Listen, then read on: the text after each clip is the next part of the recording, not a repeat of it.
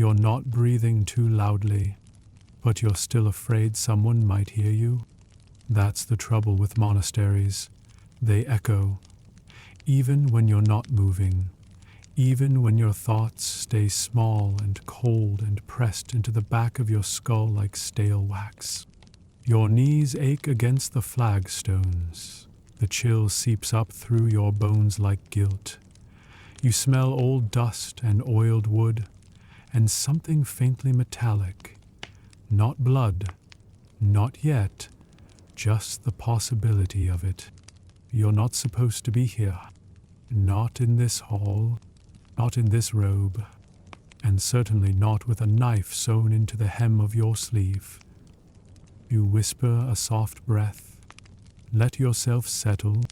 Let the dark wrap around your shoulders like a threadbare cloak you've worn too many nights in a row.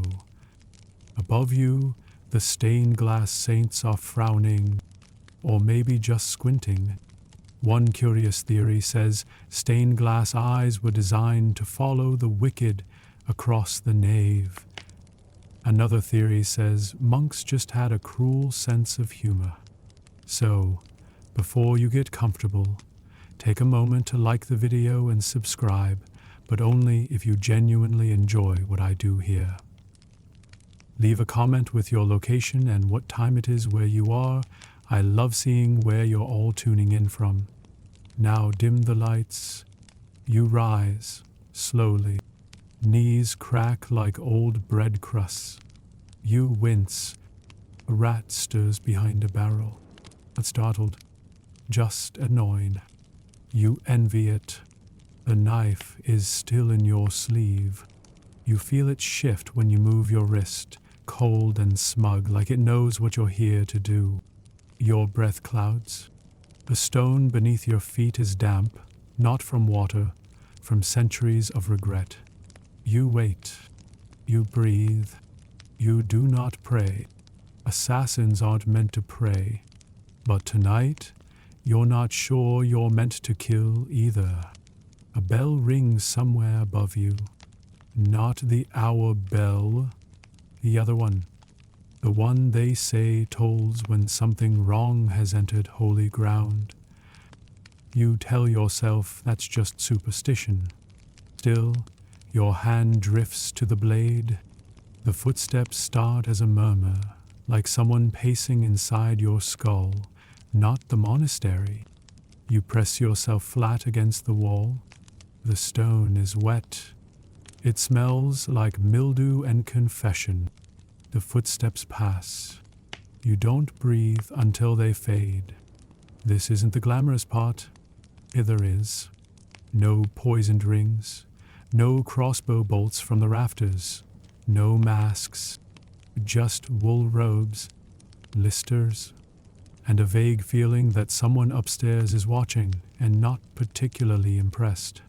And as you creep forward, past the statue of Saint-Germain, whose eyes seem too alert, you wonder, what would they say if they knew you'd once cried during a snowstorm just because your fingers went numb? You reach the inner door. Beyond it, the target. He's a man with opinions. A man who writes letters to bishops. A man whose mouth has ruined others. And yet, he smells like lavender soap. You pause, because no one ever told you monks used lavender. You press your ear to the door. You hear nothing. Not silence. Not sleep. Just nothing. You push it open with 2 fingers. It doesn't creak, but the cold on the other side hits you like an accusation. He's awake, not moving, just watching you from the bed, like he's been waiting for your shadow to arrive for years. He speaks. Did you come for the truth? His voice is dry, not afraid, like someone who's already survived the worst thing that could happen to him.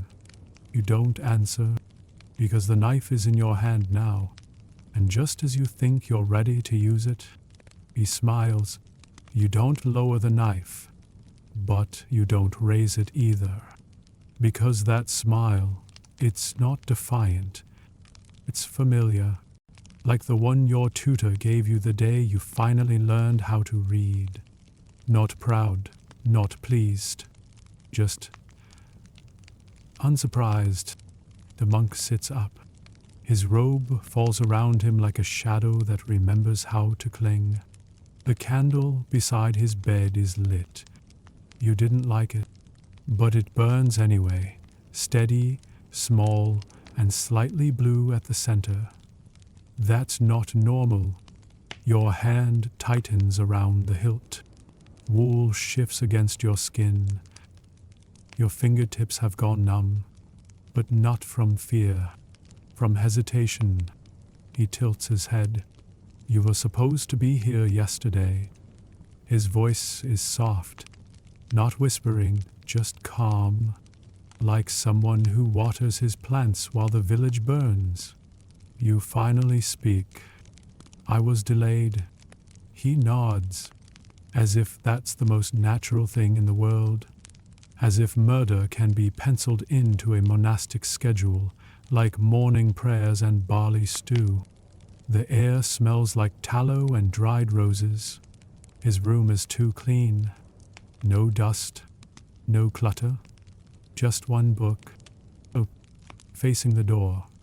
Its pages move, even though there's no wind. You step inside, not because you want to, because not stepping in would feel more dangerous. Your feet make no sound on the stone. The candle sputters once.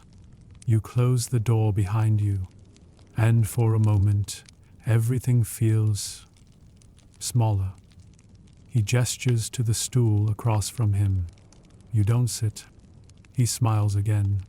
One curious theory says monks weren't always pacifists. Some were trained in silent combat, monastic orders with hidden rites and iron knuckles stitched into their sleeves. Another theory says that's nonsense. But right now you're not sure. The book on his table hums softly. Or maybe that's your own heartbeat. You speak again. Do you know why I'm here? He looks at you, like a man gazing at a field he's already walked across. I know why you think you are. The candle pops. A single drop of wax lands on the table and hardens instantly. You want to move, say something clever, and this, but your mouth is dry, and your body doesn't feel entirely yours. He leans forward. His hands remain folded. They are pale, sinewy, and covered in writing, not ink. Scars, small etched letters, Latin, a prayer, the curse. You don't know. You feel sweat collecting in the crease of your back. He asks, have you ever failed before? You blink. That's not what they train you to answer. There's only one answer to that question, and it's never. But tonight, you're not sure. He nods, like he's heard your silence before, and then he laughs. Off, brief, like someone remembering an old joke they shouldn't still find funny. I always wondered, he says, if the first one they sent would cry. You feel your throat tighten, not from guilt, from recognition, and just as you take a step backward, the candle flickers, the room shifts, the book closes on its own. The sound the book makes when it closes is gentle, too gentle, like a sigh from someone who already knows how the story ends. You stare at it. Leather cover, cracked spine. No title, just a smear of wax and something that might be blood. Old, dry. Yours? Someone's. The monk stands. He does it without effort. No creak of joints, no grunt of age. Just motion, as smooth and unbothered as smoke. You tighten your grip on the knife. It no longer feels like a weapon. It feels like a bad idea that went too far. He moves past you, slowly. Bare feet, pale toes, soft steps. He opens the window. Cold air drifts in, thick with the scent of damp stone and morning fog. You smell moss, wood smoke, and distant rain. He doesn't shiver. You do. He looks out not at the view, but at something farther away, something behind memory. U.S., are you going to scream? He turns to you. That smile again. You wait. So why not? He shrugs. Then says the worst thing you could hear tonight. Because I'm not the one who dies. You blink. That's not a riddle. It's a sentence full of certainty. The kind spoken by people who don't need to lie anymore. You shift the knife in your hand. It feels heavy, but not because of the metal, because of what it hasn't done yet. The candle on the table flares. Its flame curls sideways. You feel your hair lift. The monk speaks again. Did they tell you who I was? You answer too quickly. You're a traitor. He nods, once, slowly, like someone tasting an old wine and finding it too bitter but still true. He walks to the wall, lifts a tapestry. Behind it, a mark carved in stone. It looks like a sigil, circular, worn smooth by fingers or time. Still faintly glowing. It's just faintly. You've never seen it before, but you feel like you've dreamed it. He says, "Do you know what that is?" You shake your head. He doesn't answer, not with words. He touches it, and the stone hums, low and long, like something buried beneath the monastery just woke up. One curious theory says certain holy sites were built atop older structures, pagan altars, burial mounds, entrances to places no longer remembered. Another says the church didn't mind what lay beneath, as long as it stayed quiet. Tonight, it isn't quiet. You take a step back. You shouldn't be afraid. You're the one with the knife. You're the one who trained. You're the one who is chosen. But here, now, you feel like a letter someone wrote and forgot to send. He lets the tapestry fall, sits down again, and says nothing. You stand in the middle of the room, the knife still in your hand, your breath starting to fog again. The candle flickers, and just as you open your mouth to speak, a knock sounds at the door behind you. You freeze. The knock wasn't loud. It was polite. That's what makes it worse.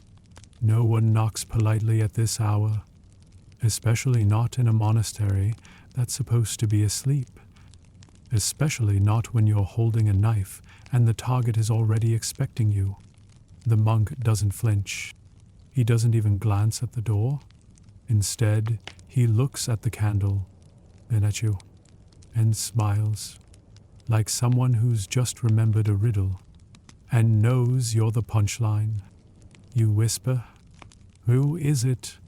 No one answers, but the silence changes. It becomes aware of itself. You imagine a man on the other side of the door, boots wet from morning frost, a face pale with certainty, or worse, no man at all, just breath, just presence. The monk finally speaks. You shouldn't open it. You believe him. But the knock comes again. Twice. Not louder. Not faster. Just deliberate. The sort of knock that doesn't expect to be ignored. The candle's flame bends toward the door, as if it too is curious. You step back. The knife is still in your hand, but now your grip has changed. It's not an assassin's grip. It's someone holding on. You whisper, "Is it them?" The monk shrugs. "They never use names." That doesn't help. You step to the window. Outside, fog. Thick, unbothered, ancient. You can't see the ground. Only the tops of trees, swaying ever so slightly. Not from wind, from breathing. One curious theory says that fog in medieval Europe was sometimes considered a living thing, an animal made of mist and sin, pressing itself over villages to listen for secrets. Another theory claims monks invented that story to explain why letters vanished from locked rooms. The knock comes a third time, softer, but closer, too close. You look at the monk. He doesn't move, just waits. Like this has happened before. Maybe not in this room, maybe not in this life, but before. The book on the table creaks open again. Not fully, just enough. A page turns. No wind, no hands. The monk says, without looking up. Sometimes they knock to see who answers. You step back from the door, not out of fear, out of memory. You've heard this kind of silence once before, not in training, not in the field, in a childhood fever, when the fever broke and the world looked at you like it knew something you didn't. You ask one last time, "What happens if I open it?" The monk answers. You leave with it. The knock stops, and just as you think it's over, the door handle turns. You don't move, because moving would admit this is happening, and if it's happening, then nothing you believed about tonight is true. The door handle turns again, not fast, not forced, just enough. Enough to remind you it doesn't need to break in. It was always allowed. The monk watches you now, not the door, you. His eyes are kind, tired, like someone who's waited for this moment longer than you've been alive. You whisper, "I didn't sign up for this." And in the silence that follows, he doesn't laugh. He just nods. No judgment, no surprise. The candle dims, not because of wind, because the room wants it. The door creaks open. A thin line of dark slices across the floor. You wait for footsteps. A shadow. A breath. Nothing. Just that thin darkness, spreading like spilled ink. One curious theory says some monasteries were built with doors that faced places deliberately forgotten. Groves cut down but not reburied. Ruins that remembered things people shouldn't. Another theory says every monastery has one door that opens when it shouldn't. This is that door. The monk says quietly, "You can close it." You don't. Because you don't know if you want to. Not because you're curious, but because part of you hopes something steps through and makes the choice for you. Your fingers ache from gripping the knife. You haven't raised it once. It isn't a weapon anymore. It's a mirror, and what you see in it isn't an assassin. It's a question no one finished writing. You step forward, just 1 foot, just to test the dark. It's colder than it should be. It smells like wax and cinnamon and something beneath it. Old ink? Burnt wood? Regret? The monk speaks again. Some say we choose our own deaths. You say nothing, because that idea feels relieving. But then he adds, others say our deaths choose us. And if we're lucky, we arrive wearing something familiar. The door is half open now, but the darkness inside doesn't expand. It waits, as if it needs your permission. The book on the table flips another page. The text this time is in a language you don't read, but you understand it.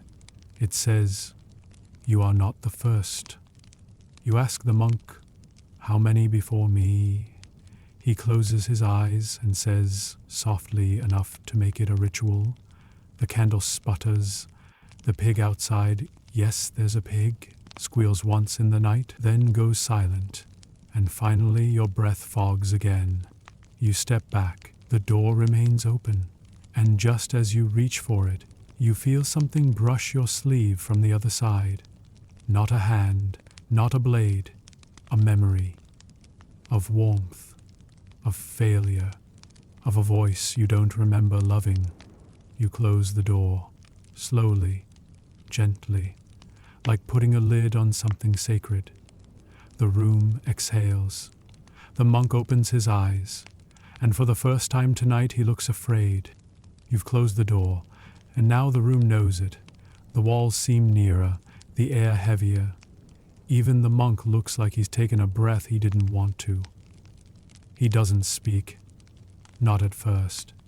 Instead, he moves toward the candle, adjusts the wick, not to make it brighter, to make the flame lower.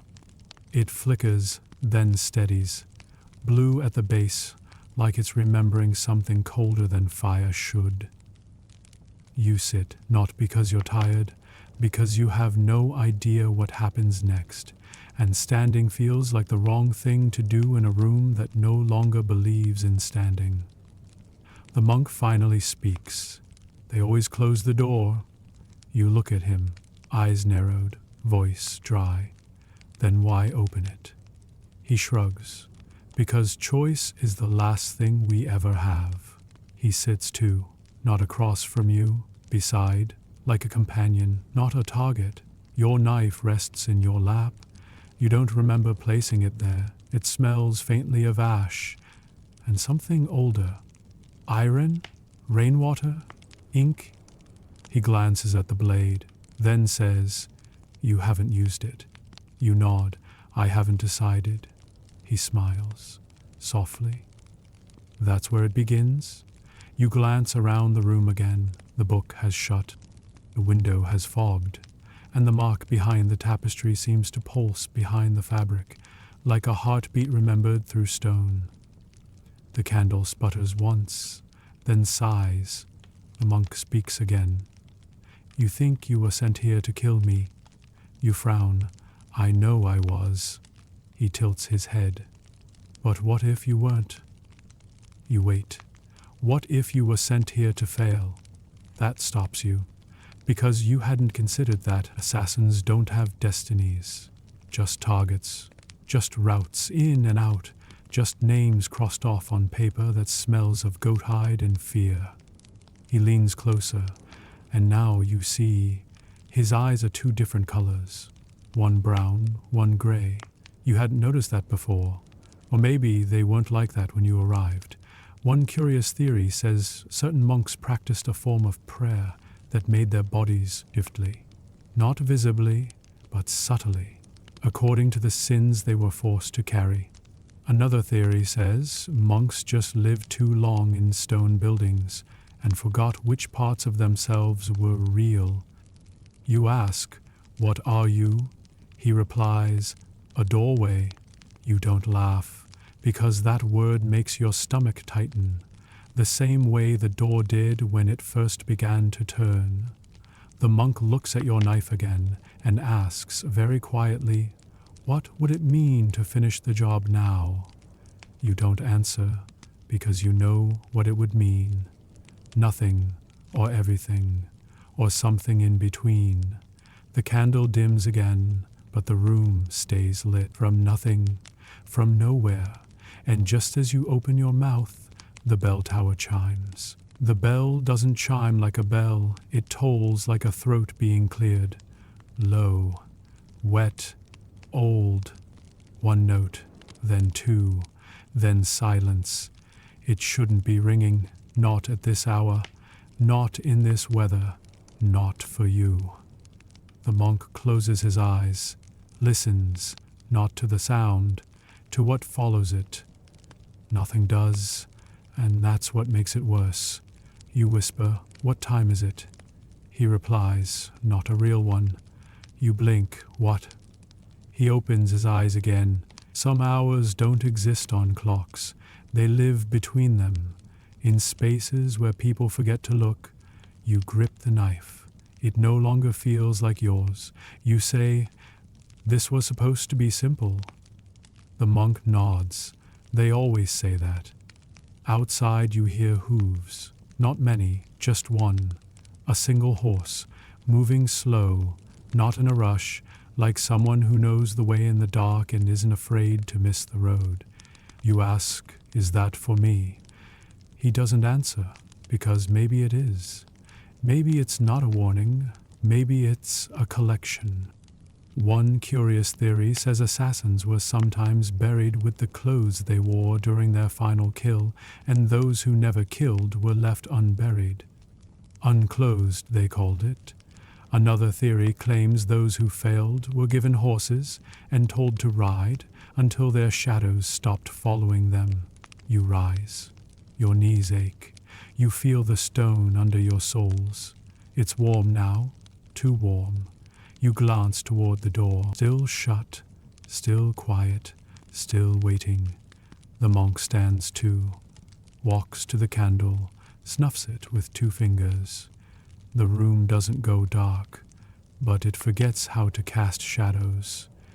You feel like you're inside a painting, one that's been left in a cellar too long, dusty, flat, still whispering. He speaks.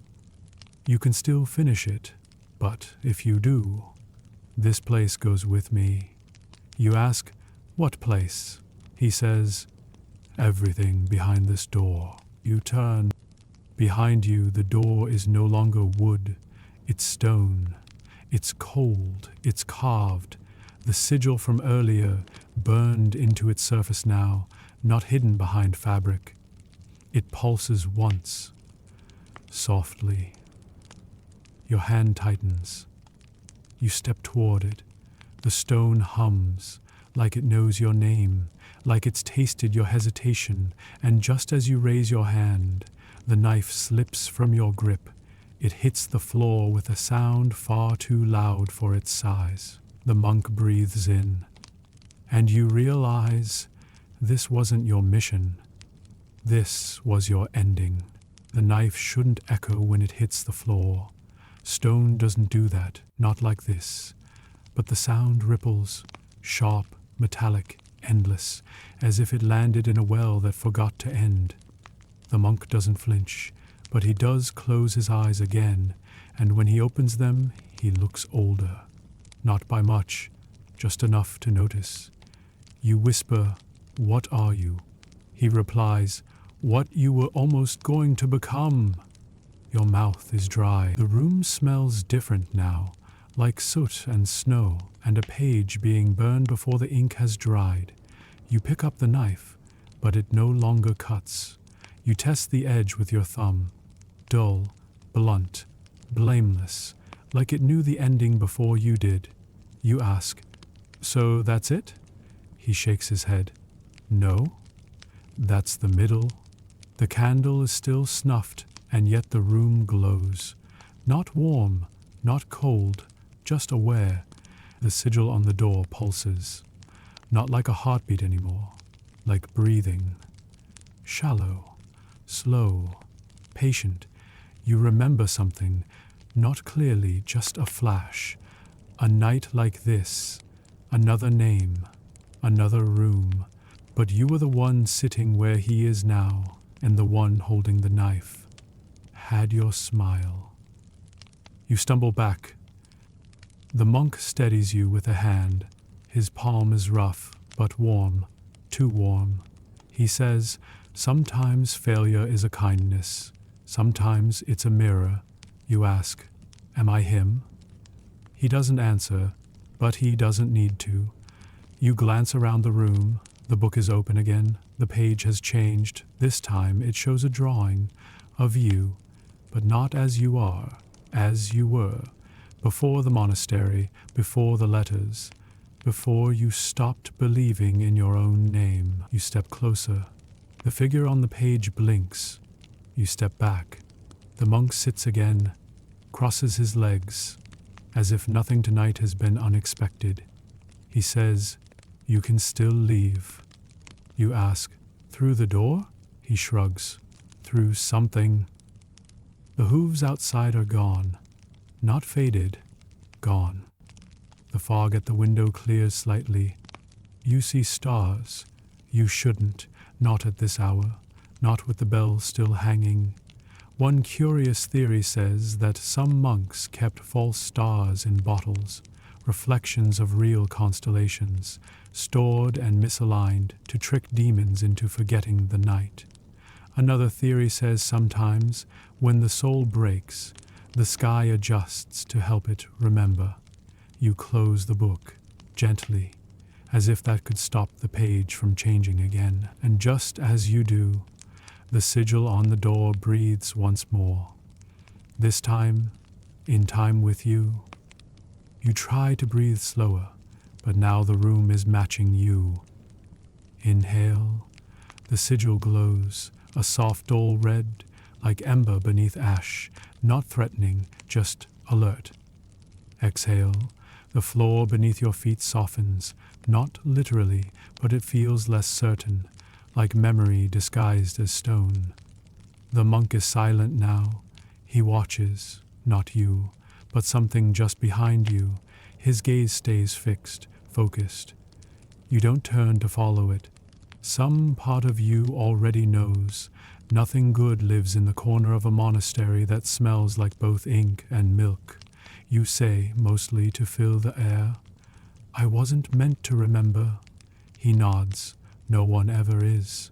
A pause. Then he adds, "But the forgetting wears out, eventually." The window is clear now, and outside, no moon, just stars. Too many stars, more than should fit in the sky. You count 4 constellations you don't recognize. One blinks. Not twinkles, blinks. You step back from the glass. The monk gestures toward the book again. You hesitate, but you move. The page has turned once more. Now it shows a door. Not the one behind you, a different one. Stone, arc-shaped, covered in moss and something that might be lichen or letters. It looks familiar, not because you've seen it, because you've dreamed it. In fever, in sleep, in moments between kills when your hands went still and your breath turned shallow. You trace the door with your fingertip. The paper shudders as if touched by a nerve. You ask, softly, "What happens if I walk through it?" The monk doesn't look at you. He replies, "Depends on who you are when you get there." You feel a chill at the base of your neck. It travels down your spine like cold water poured by a hand that you ask, "Who am I now?" He answers, "Someone on the edge." Of what, he doesn't say. The sigil glows again. This time, gold. Not the warm kind, the kind that burns when it touches skin, the kind that doesn't forgive. One curious theory says certain symbols in medieval monasteries were living spells, activated only when a visitor arrived at the wrong time for the right reason. Another theory says those symbols weren't made to keep evil out. They were made to keep you in. You step back, but the floor is slightly different now, softer, thicker. You feel like you're standing on pages, old pressed parchment, dry as breath, and written with words that twist if you stare too long. The monk looks up at you, and for the first time he asks a question. Do you want to finish your task?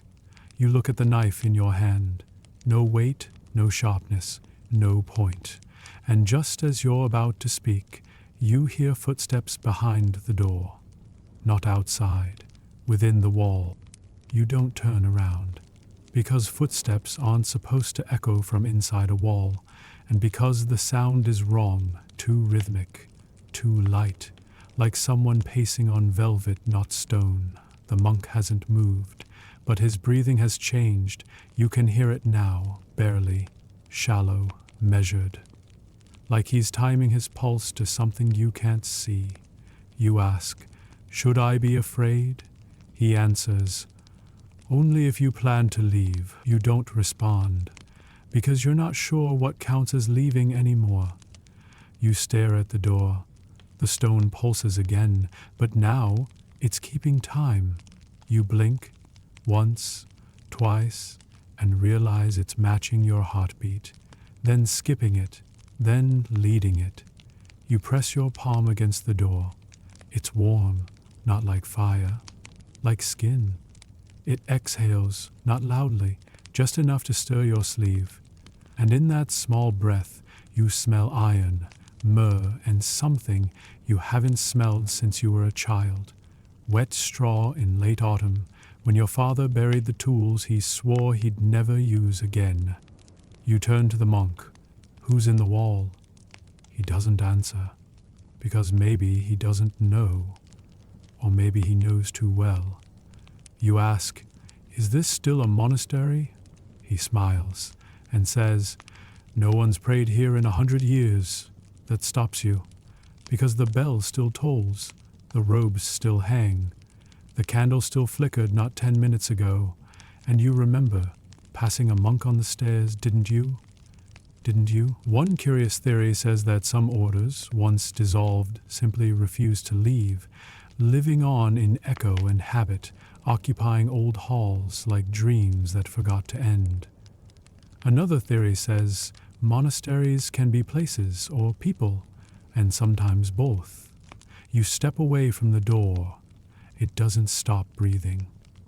The footsteps inside it now sound closer, faster, like whoever or whatever is walking knows your name. The monk stands. His face is calm, but his hands are behind his back, as if holding something that must stay hidden. You ask, "Is this part of the ritual?" He nods. "Yes."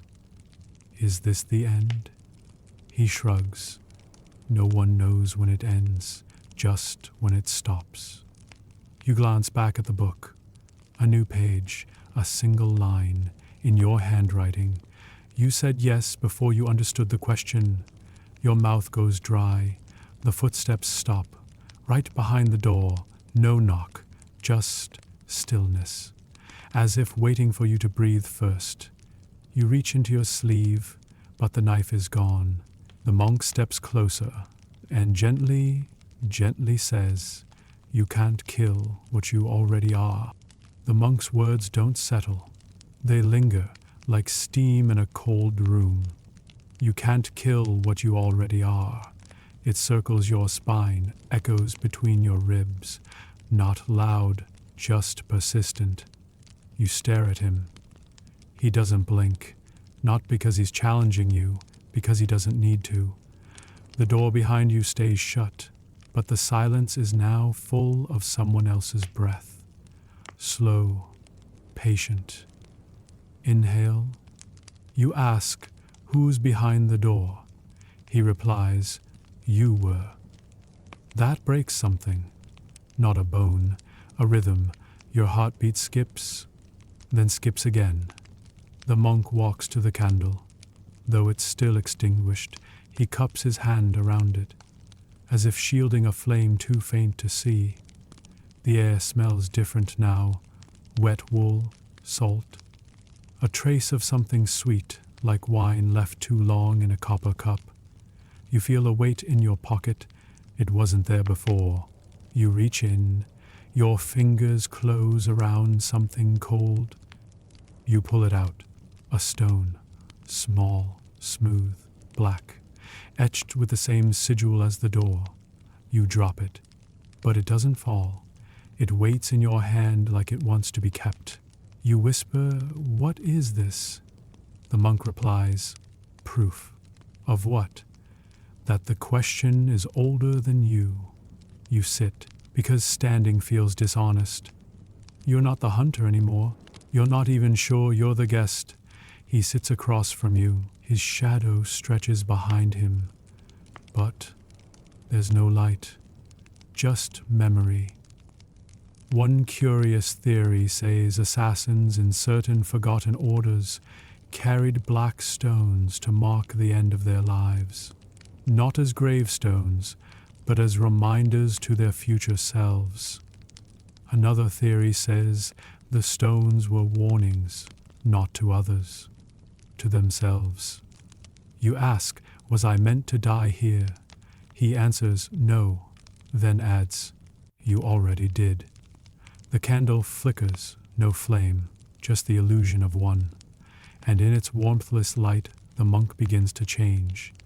His robe fades, replaced with something familiar, a jacket. Worn leather, dark thread across the shoulder, stitched by your own hand. You remember it.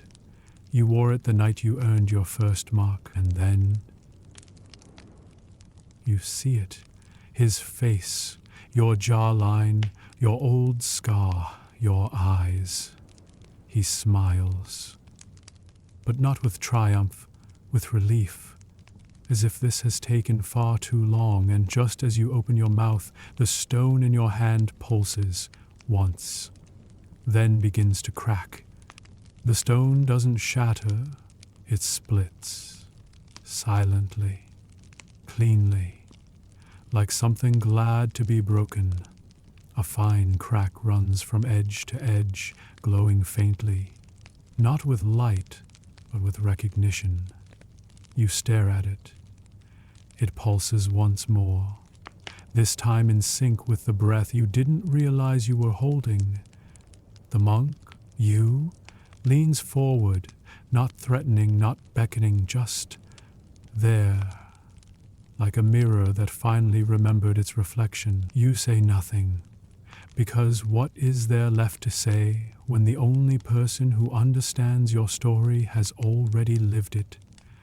The silence stretches, soft, intentional, a pause in a story that's waiting to be forgotten. You run your thumb along the cracked stone. It feels warm now, oily, faintly metallic, like blood that's been dried into thread. You ask, is this what happens to all of us? Not with comfort, with familiarity. All who last long enough, his voice is quieter now, not from weariness, from merging. The more he speaks, the more the room seems to blur, not spin, not fade, just shift. Walls relax their corners. The sigil on the door pulses slower. The candle's shadow begins casting shapes that don't match anything in the room. You smell rosemary and old parchment and something bitter, like regrets boiled down into syrup. The monk, your former self, your future ghost, your parallel thought, gestures to the book. The page has changed again, but this time it shows no image, just one sentence. There is no killing the part of you that remembers. You feel dizzy, but not from fear, from release, like stepping out of wet clothes you didn't realize you were wearing. The door groans behind you. You turn. It's open now, but not to the monastery, to somewhere other. No walls, no wind. Just a narrow path, lined with stone markers, each etched with a different version of your name. Some you recognize. Some make your stomach twist, like reading the thoughts of someone who died mid-sentence. The monk stands. You do too. He nods at the knife still resting beside you. It's clean, sharp again, hungry, but it doesn't want to cut, it wants to close. You ask, what am I supposed to do with it now? He replies, that depends on whether you want to forget. You stare at the open door, and just as you step toward it, the floor beneath you creaks, but not from weight, from agreement. The creak beneath your feet fades, but the feeling remains, like the monastery itself has agreed. Not to your choice, to your arrival. You glance back once, at the candle, at the monk, at the book with its sentence you can't unread. Then you step forward. The doorway is narrow, but it doesn't feel like passing through a door. It feels like exhaling for the first time in a decade. The air changes. It's warmer, Smells like cedar, like rain on tile, like skin warmed by firelight. You're no longer in the monastery, but you haven't gone far. You're somewhere beneath it, or behind it, or maybe inside a memory it had before stone remembered it was stone. There are stairs, not down, not up, just inward. Each step padded with moss, silent, you descend, or ascend. It doesn't matter because time has begun to uncoil. Your fingers brush the wall. Stone, soft with age and faint lines of writing. You recognize some of the names. One of them is yours, but not the name you gave the guild. The name you never wrote down. The one whispered only once. At birth. By someone whose face you forgot by design. You pause.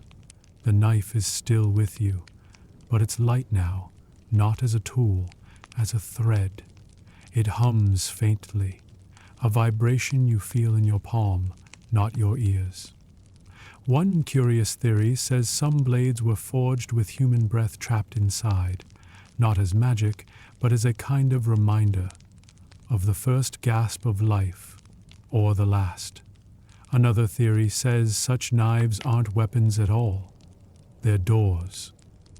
You reach the bottom, or the top, a chamber, round, low, lit by something that flickers without flame. On the far wall, a basin, stone, cracked, still holding water. You approach it. You're not alone, but there's no one there. You kneel. The water's clear, still. It shows your face, but not as it is, as it was, as it might be, as it could be again. You stare. The reflection stares back, not mimicking, studying. It opens its mouth. You don't. It speaks. You've done this before, and then you'll do it again. You blink. The water stills. The monk's voice, somehow in the room, soft as breath. You can drink. You whisper, "What happens if I do?" The voice replies, "You'll forget." You ask, "And if I don't?" The voice sighs, "Then you'll stay." You close your eyes, hold the blade over the water. It doesn't tremble, it just waits. The water watches you, not like a mirror, more like a witness, silent, patient, tired. You lower the blade, not to stab, to stir. The moment the tip touches the surface, the image ripples and vanishes. Your reflection disappears, not distorted, erased. The basin shivers, not the stone, the water. You withdraw the knife, it's wet now, but the droplets on its edge slide upward, back toward the hilt, like they don't want to leave. Behind you, the walls breathe. Yes, breathe. A slow, old rhythm.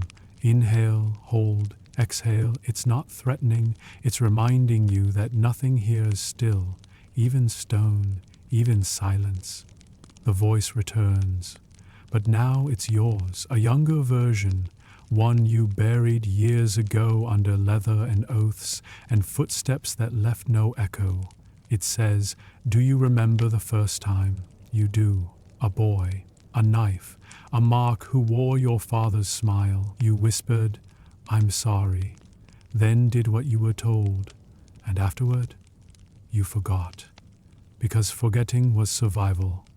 The voice says, "This place isn't for punishment." You nod. "It's for remembering." You look around. The chamber has changed. There are shelves now, wooden, carved with names. Some are burned in, others just scratched with a trembling hand. Your name is there, twice, once near the top, once near the bottom. You whisper, "How many times have I been here?" The voice answers, "Enough." You stare at the shelves. They tilt slightly, as if bowing under the weight of almosts. You return to the basin. The water's surface has settled, but now it holds no image, just blackness, not empty, full, heavy, waiting. You ask, "What if I walk away?" The voice. Then you carry it with you, you ask, "And if I stay?" The voice. You become the one they send others to find. You glance down at the knife again. The sigil on its hilt is gone, just smooth metal now, as if it's finished its sentence. One curious theory says that blades which fulfill their purpose erase their own names, because the work is done and weapons have no reason to speak. Another theory says that the sharpest edge is memory, and once it cuts deep enough, the steel forgets itself too. You reach toward the water, but not to drink, to touch. It feels like breath, like pages, like a voice you never meant to hear twice, and just as your fingertips graze it, you remember a face, not a mark, not a mentor, yours, smiling. Before the first command, before the first kill, before the first forgetting, the smile fades, not in the water, in your memory, because it wasn't meant to stay. You lower your hand. The water accepts this. No splash, no ripple, just silence. Behind you, the stone door closes again, but you didn't hear it open. The walls exhale. The shelves sigh. The candlelight flickers from nowhere, then holds. You feel lighter, not free, just less full. The knife is gone. You don't remember letting it go. You don't remember needing it anymore. You rise. The basin behind you glows faintly, like embers beneath frost. And ahead, there's another door. Wooden, simple, ordinary. You walk to it. Not slowly, not fast, just enough. Your palm meets the handle, rough, warm, real, and for the first time in hours or years, you realize your hands aren't shaking. You open the door and step into morning, a real one, birdsong, cold dew, the scent of baked rye and damp leather. A village, not yours, but it could be. You walk past a woman gathering herbs. She nods, not in recognition, in welcome. You nod back. She doesn't flinch, doesn't sense what you were, because maybe you're not anymore. The path leads downward, into mist, toward nothing urgent.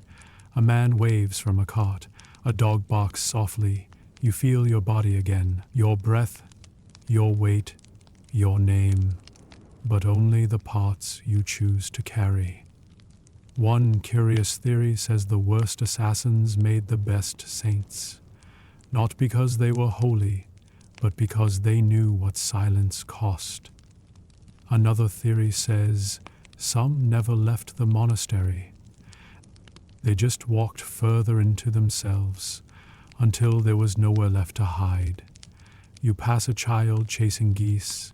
You smile, not because you're healed, because you remembered how. And just as the mist begins to rise, you vanish into it, not like a ghost, like someone late for a better story.